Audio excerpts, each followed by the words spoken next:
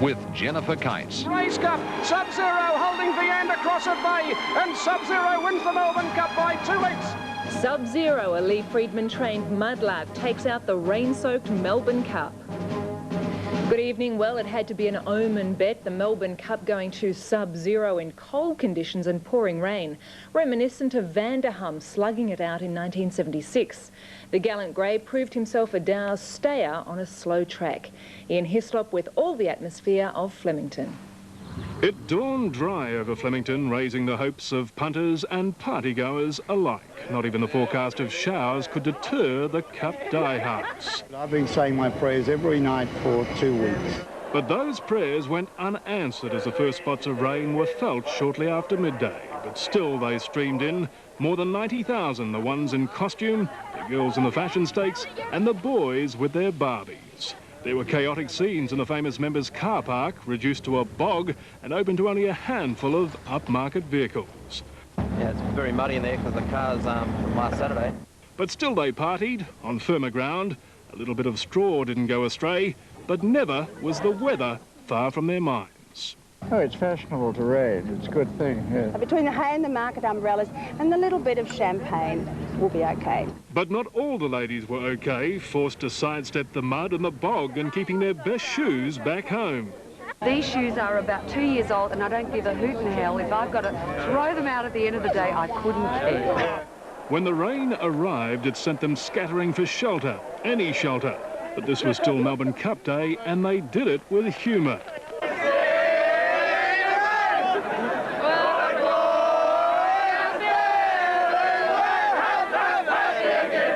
Watching all this from the members' stand, no royalty, one country's president, however, hoping for the luck of the Irish, and a premier fresh from haggling with Prime Minister Paul Keating in Canberra. Officially listed as dead this morning, the track's absorption of the heavy pre-race showers had them scrambling in the betting rings, and predictably all the money was going on the mudlarks. Yeah, that's what they're looking for, the horses that can handle the wet. Let's Elope was one of the 3 dramatic scratchings after the track was downgraded to slow. Favourite Viander Cross and the grey Sub-Zero firmed in the betting. When they jumped, it was in driving rain.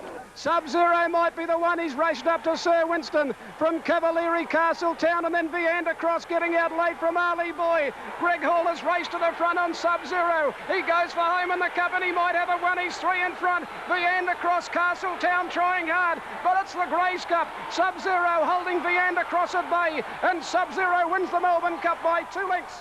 For trainer Lee Friedman, it was the Triple Crown. And when he shot 3 or 4 clear, I knew they wouldn't run him down. He's a very, very good style. Jockey Greg Hall was full of praise for the big grey Sub-Zero. I mean, we had the fittest horse and we knew we had the best stayer, and if Viander Cross had any doubts about staying, we were going to make him do it. The 1992 Melbourne Cup, one of the wettest. Ian Hislop, 7 Nightly News. Oh boy.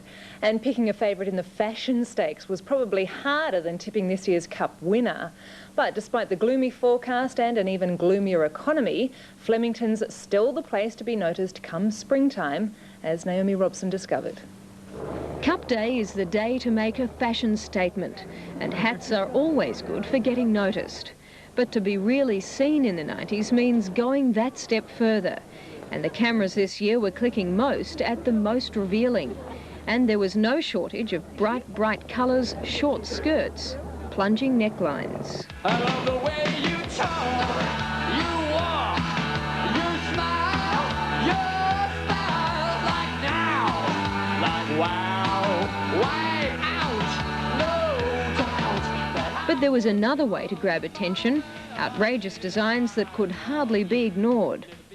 Bernard King, making his own fashion statement in a brushed silk suit, loved the fashions. Wherever you go, there's the extreme of what people think is haute couture, but the insanity of the ordinary people out there with their cans of beer and their pizzas and their KFCs.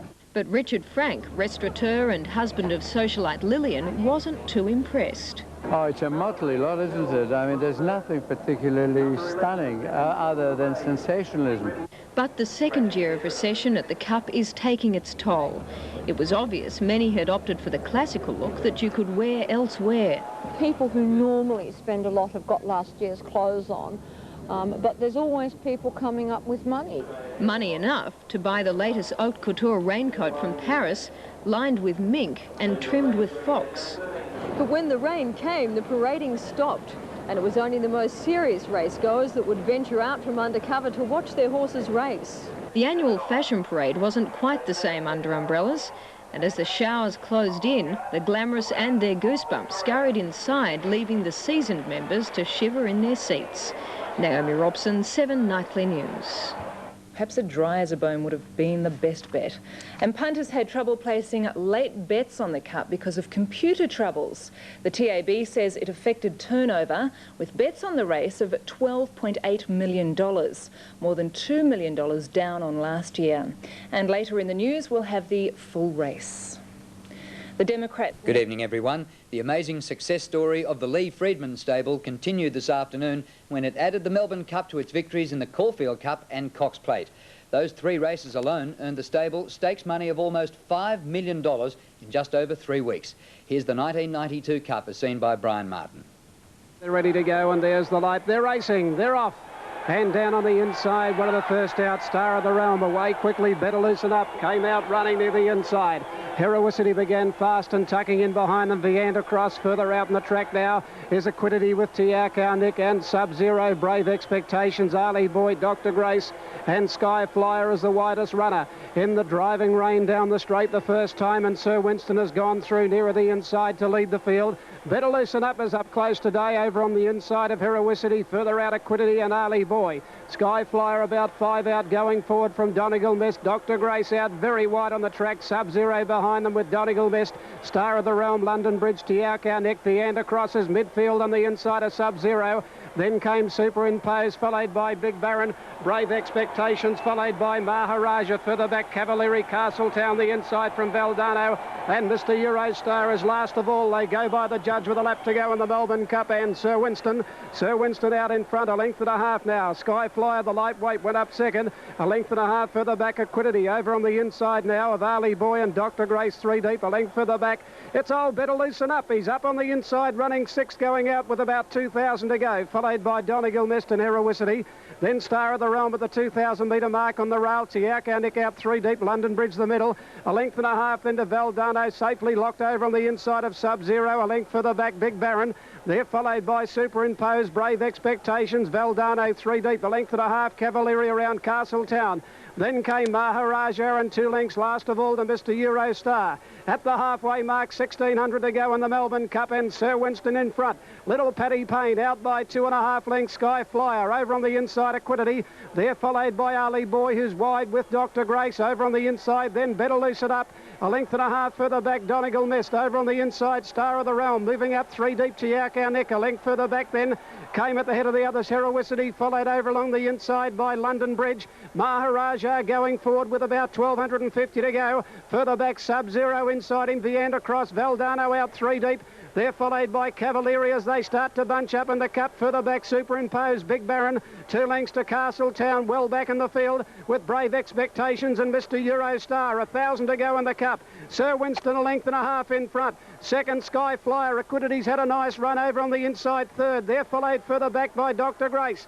Better Loosen Up is over on the inside of the 850 metre mark. He lost a bit of ground around the outside of him, Ali Boy. Where's Viander Cross? Oh, he's still locked away badly on the inside. Sub-Zero's pulled out wide. He's making a run. Valdano and Cavalieri off the track are coming with runs now, and further back, Big Baron about third last when they turn.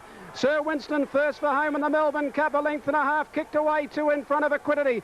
Then Better Loosen Up, followed by Cavalieri. Valdano tried to push his way clear, and here's Sub-Zero down the outside, and Castletown with a run. Sub-Zero might be the one. He's raced up to Sir Winston from Cavalieri, Castletown, and then Viander Cross getting out late from Ali Boy. Greg Hall has raced to the front on Sub-Zero. He goes for home in the Cup, and he might have a one. He's 3 in front. Viander Cross, Castletown trying hard, but it's the Grace Cup. Sub-Zero holding Viander Cross at bay, and Sub-Zero wins the Melbourne Cup by 2 lengths. Second, Viander Cross, a length and a half away. Third, Castletown. Realistically, the top trainers employ us to do this job, and you know that's what I'm out there to do, and I'm just so proud that I can do it well. Can't imagine that you could win the Cox Plate one week and then win the Melbourne Cup the next week. Yes, a sensational win by Sub-Zero in a time of 3 minutes 24.7. The margins were 1 3/4 lengths by 1 1/4 lengths. And for those in the office sweep, officially last was Heroicity.